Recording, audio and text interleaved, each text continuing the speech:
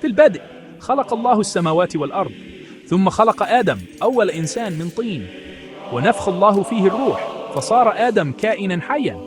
ثم أمر الله الملائكة جميعا بالسجود لآدم كعلامة احترام لخلقه الفريد. أطاع جميع الملائكة إلا إبليس الذي رفض تكبرا. علم الله آدم أسماء كل شيء، وأظهر له علما وحكمة لم يمتلكها حتى الملائكة. سار آدم في الجنة يتعلم أسماء النباتات والحيوانات ويكتشف جمال الخلق. أثار هذا الاستعراض للمعرفة غضب إبليس أكثر، الذي شعر بأنه متفوق على آدم، وتعهد بإثبات عدم جدارة آدم. رأى الله برحمته الواسعة أن آدم كان وحيدا، ولكي يمنحه الرفقة خلق الله حواء من ضلع آدم. لم تخلق حواء من الرأس لتكون فوق آدم، ولا من قدميه لتكون تحته، بل خلقت من جنبه لتكون ندا له، شريكة له ومصدر راحته. مع وجود حواء إلى جانبه وجد آدم الفرح والصحبة. استكشف معا عجائب الجنة، وعاشا في وئام مع الطبيعة وفي طاعة كاملة لخالقهما. امتلأت حياتهما بالسلام والمحبة ووفرة النعم الله. عاش آدم وحواء في جنة، مكان ذو جمال ووفرة لا يمكن تصورهما. كانت الأنهار تجري باللبن والعسل، كانت الأشجار تثمر بسهولة ناضجة للقطف. لم يكونا بحاجة إلى النوم أو الطعام أو المأوى. كانت حياة خالية من الألم والحزن والموت. كانت أيامهما مليئة بالفرح والرضا، يستكشفان الحدائق الشاسعة ويتمتعان بصحبة الحيوانات. آدم بمعرفته الجديدة سمى كل مخلوق. حواء بطبيعتها اللطيفة صادقتها. سمح الله لهما بالتمتع بجميع ثمار الجنة باستثناء واحدة، ثمرة الشجرة المحرمة. مثلت هذه الشجرة اختباراً لطاعتهما وإرادتهما الحرة، فرصة لهما لاختيار محبة الله وطاعته. على الرغم من الوفرة المحيطة بهما، كان للشجرة المحرمة جاذبية غريبة. إبليس متخفياً ومخفياً نواياه الحقيقية، همس بالشكوك في قلوبهما.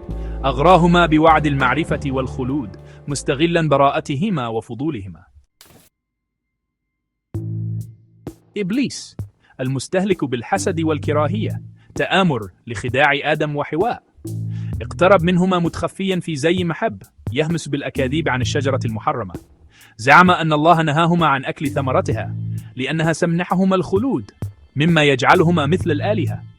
متأثرين بخداع إبليس ورغباتهما، استسلم آدم وحواء للإغواء، أكلاً من الشجرة المحرمة، منتهكين أمر الله. في اللحظة التي عصيا فيها شعراً بالخجل والخوف، انكسر هدوء الجنة. أصبحت عورتهما التي لم يلاحظاها من قبل ظاهرة لهما. حاولا تغطية أنفسهما بأوراق الشجر، وشعراً بثقل معصيتهما. كان لعصيانهما عواقب ليس فقط على نفسيهما، بل على البشرية جمعاء. الله بعدله المطلق حاسب آدم وحواء على أفعالهما. طردا من الجنة وأنزل إلى الأرض، عالم من التحديات والمحن. لم يكن هذا المقصود عقاباً، بل فرصة للنمو والفداء. نزل آدم وحواء إلى الأرض وهو تناقض صارخ مع الجنة التي عرفاها. كانت الحياة على الأرض مليئة بالمشقة. كان عليهما أن يتعبا من أجل الطعام، وأن يتحمل العناصر، ويواجه حقيقة فنائهما. ومع ذلك لم يتخلى الله عنهما. علمهما كيفية زراعة الأرض وبناء المنازل والعيش في هذا العالم الجديد. أرسل الأنبياء والرسل لهدايتهما وتذكيرهما بمحبته ورحمته. آدم وحواء المليئان بالندم لجأ إلى الله بالتوبة الصادقة. اعترف بخطئهما طالبين مغفرته. الله الرحمن الرحيم قبل توبتهما. كشف لهما أنهما سيعيشان أيامهما على الأرض، لكنهما سيعودان إليه في النهاية. على الأرض بدأ آدم وحواء حياتهما الجديدة، يتعلمان من أخطائهما ويسعيان لإرضاء الله. أنجب أطفالا وسكن الأرض وبدأ سلالة البشرية. آدم بصفته أول نبي علم ذريته عن الله وعن الإيمان وعن أهمية عيش حياة صالحة. عاش آدم حياة طويلة مليئة الفرح والحزن. شهد ولادة أبنائه وأحفاده منتشرين في جميع أنحاء الأرض، وشهد أيضا عواقب الخطيئة والعصيان والصراعات والتحديات التي نشأت بين ذريته. خلال كل ذلك لم يتوقف آدم عن تعليم ذريته عن محب الله وأهمية طلب مغفرته. ذكرهم بالجنة التي فقدوها وأهمية عيش حياة جديرة بالعودة إلى حضرة الله. عند وفاته استمر إرث آدم من خلال أبنائه. يذكر بأنه أبو البشرية، أول إنسان يمشي على الأرض، وأول نبي لله.